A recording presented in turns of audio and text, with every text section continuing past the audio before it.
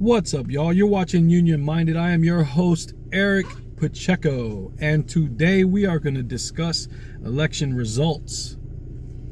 First off, I want to congratulate the Cash Myers team on an overwhelming win. You guys ran a marvelous campaign, and I look forward to the progress that 26 will make under your leadership.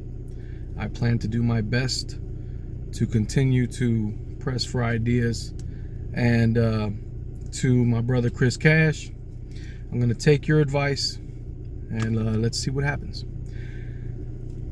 The results were pretty disappointing for me, not so much in the loss. I never expected to win. I knew that I was up against an enormous challenge.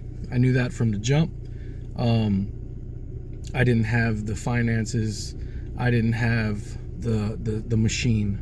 And so I didn't have any delusions. But that wasn't what disappointed me, because I expected that. In my campaign, I was playing with house money. It didn't really matter whether I won or lost. The idea was to put an option out there for the membership and give them some real choice. And I think that I did that. I gave them a different vision and something that they can think about, mull over, and choose. And they chose. They chose what they wanted to choose. And so what disappointed me was this. 11,000 ballots went out to the membership. Only 1,731 came back, eligible to be counted. 1,731. What do you say about that? You know, when I saw the total number of ballots that came back, I knew before the count started that it was over. It wasn't enough. I told you guys, if we had a uptick in the amount of ballots received, that means there was renewed interest. Why would there have been renewed interest? Because people got word of a new way of doing things, a different plan, and they said, wow, I'm excited about that. But that's not what happened.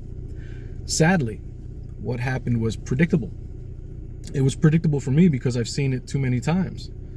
What happened was the membership was uninformed. They didn't know enough information about what to look for, what the ballots look for. The people that I spoke to didn't even know an election was going on. That's how out of touch and disconnected our membership is. And how do you fix that? How do you break through the apathy? Because it's not even a love-hate, it's an indifference. It's either an indifference or a complete ignorance to what they are a part of and what their role is within this beautiful system, this beautiful union of ours. It's awesome because it gives you voice. And when you don't use your voice,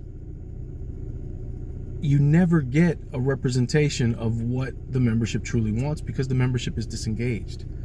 And so 1,700 people, roughly, determine the direction of this local.